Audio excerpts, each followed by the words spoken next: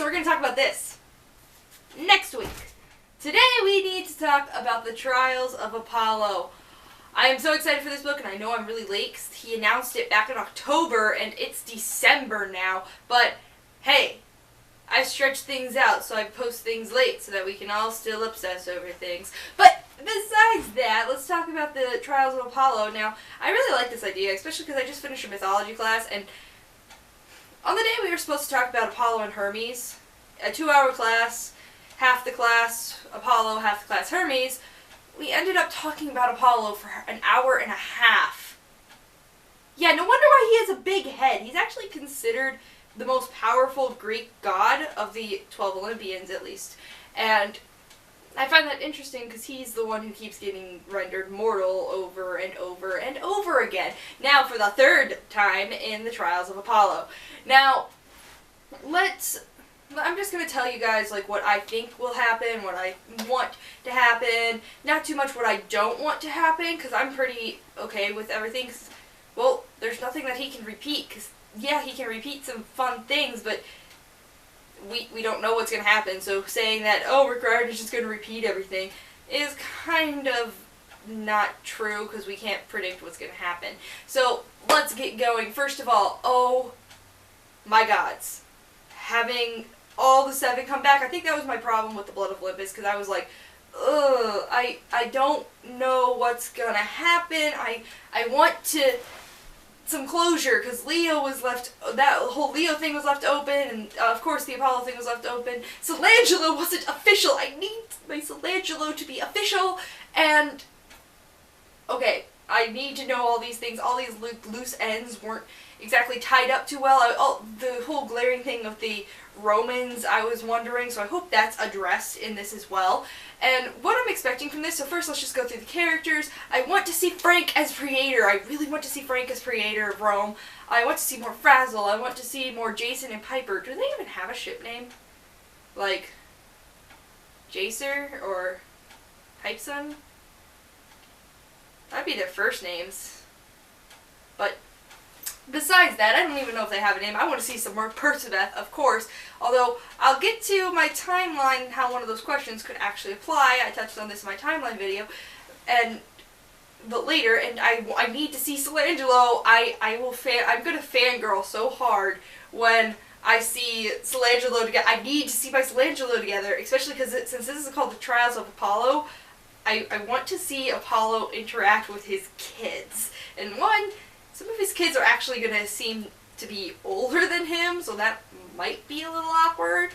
But other than that, I want to see this. I really want to see this. Now, getting into it, what do I think will happen? I think that, obviously he's going to go to Camp Applet. I think that this is going to happen in maybe November, December, I think more December, because Annabeth mentions a quest going on when she talks to Magnus in January, and this quest might be a later quest. It might be the quest that's going to happen for the Hidden Oracle, but I feel like that's going to be the quest, and she's like, I have to get used to people going on their own quests, so I feel like we're going to have one of the 7, maybe even Percy, go on this quest, and I cannot tell you how funny that will be, because you know Percy's going to give Apollo sass about being mortal. And speaking of people who will give Apollo sass about being mortal, his sister, I want to see them, okay? I want to see them, like, butt heads. I really want to see them just butt heads, especially since, like, he's immortal and he's usually pretty cocky. Now, on the note that he's pretty cocky, since this is his 3rd time, I'm not too sure if he is going to just come off as cocky right off the bat. And that's mainly because this is like his 3rd time. He might know the drill by now. In the myths, he did try that whole, I'm a god, you can't talk to me like that, but then they were kind of like, yeah, but you're mortal now and you have to, like, you know, do this and that and this and do what I say type thing. And I feel like he probably gets that and might not do that whole thing. A lot of people are talking about how they want to see him in the Apollo cabin.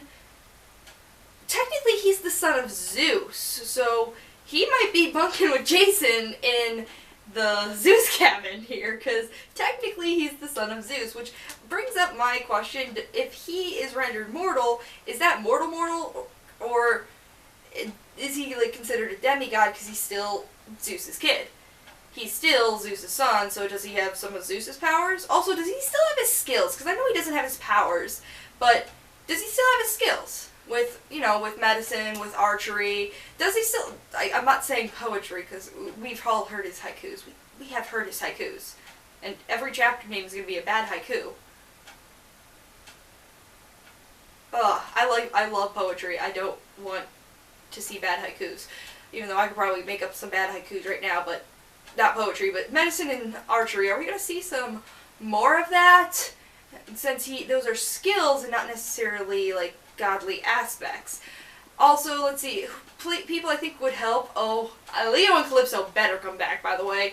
Leo better come back because also Calypso kind of was like, yeah, her and Apollo are on good terms. She brings that up, how they're on pretty good terms. He comes to visit her sometimes. And I want to see the whole scene where Annabeth and Percy are standing there and Calypso and Leo are standing there and Calypso's like, Percy! And he's like, Calypso! And that whole thing with Tartarus and her cursing Annabeth and... That's gonna be tough. I also want to see... I agree with some people on the internet. I want to see some more Dark Percy in this. I feel like we are. As for Solangelo, oh, I'm gonna fangirl so hard. I actually want Nico and Will to be the two that go on a quest with Apollo, because I feel like, you know, he's going to have some demigod help. He needs some demigod help. And I want Nico and Will to go on it, because Nico is a really good person to have at your side, like, especially if a lot of people want you dead. So, Nico probably would be a good choice. But also, I want that talk between Apollo and Nico. I don't feel like Will so much needs the whole, you know, like, gay's okay talk. Well, Apollo is bi, as evidenced by mythology when he had a boyfriend and then Zippy killed, I can't pronounce his name, Zippy Westwind. He hasn't killed me yet for calling him Zippy, so, you know, I'm gonna stick with Zippy. So Zippy, like, killed him out of jealousy and then was indebted to Cupid because Cupid, like, hid him from Apollo because Apollo's insanely powerful. But we know Apollo is bi, so I kind of want to see Nico and Apollo have that kind of conversation, and also that kind of conversation where Apollo is like, hey, you know, you can date my son. Yeah, I'll let you date my son. You're good. I'm really kind of curious to see if Apollo is a laid-back dad, or, like, the kind that accidentally will say the embarrassing things, or if he's, like, the overprotective dad. Like, he's gonna constantly be like, what are you two doing?